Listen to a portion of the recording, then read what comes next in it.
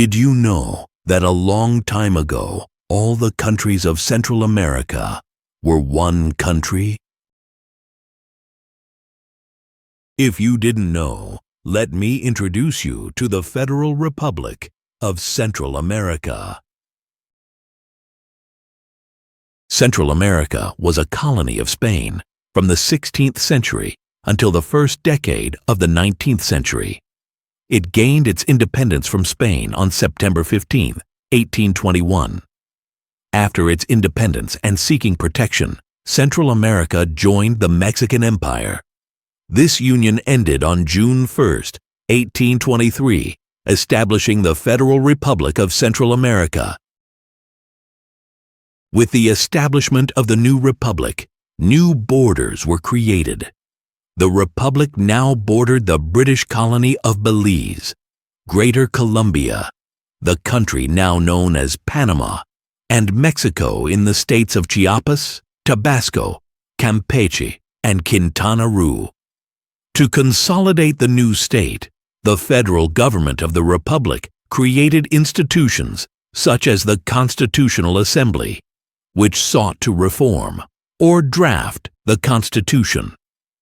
A federal government that would grant autonomy to the states of the republic, and a navy that would provide them with protection against invasions.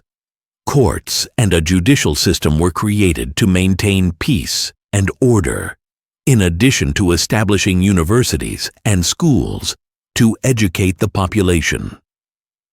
Another important event was the creation of the Constitution of 1824, which sought to build a Central American identity based on Republican principles inherited from the Enlightenment and the French Revolution, such as popular sovereignty, citizen equality, and freedom of the press. With the emergence of this new republic, problems quickly emerged. A poor economy left the majority of citizens living in poverty. Furthermore, widespread class inequality meant that the country's limited wealth was concentrated in only a small segment.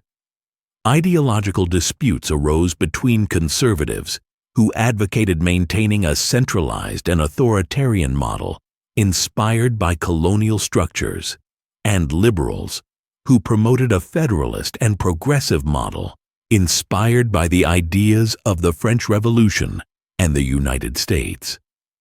Another problem was voting restrictions, which only allowed men over 18 or married men to vote for their representatives, excluding women and indigenous people from this process. All these problems led to the disintegration of the republic, starting with Nicaragua, which declared its independence from the Federation on April 30, 1838. Honduras officially declared its separation and independence on November 5, 1838. A few days later, on November 14th of the same year, Costa Rica declared its independence and separated from the already reduced Federation. The last states to secede from the Federation were Guatemala, which declared its total independence on April 17, 1839, and El Salvador, which officially accepted the dissolution of the Federation in 1841. With this last event, the history of the Federal Republic of Central America ends.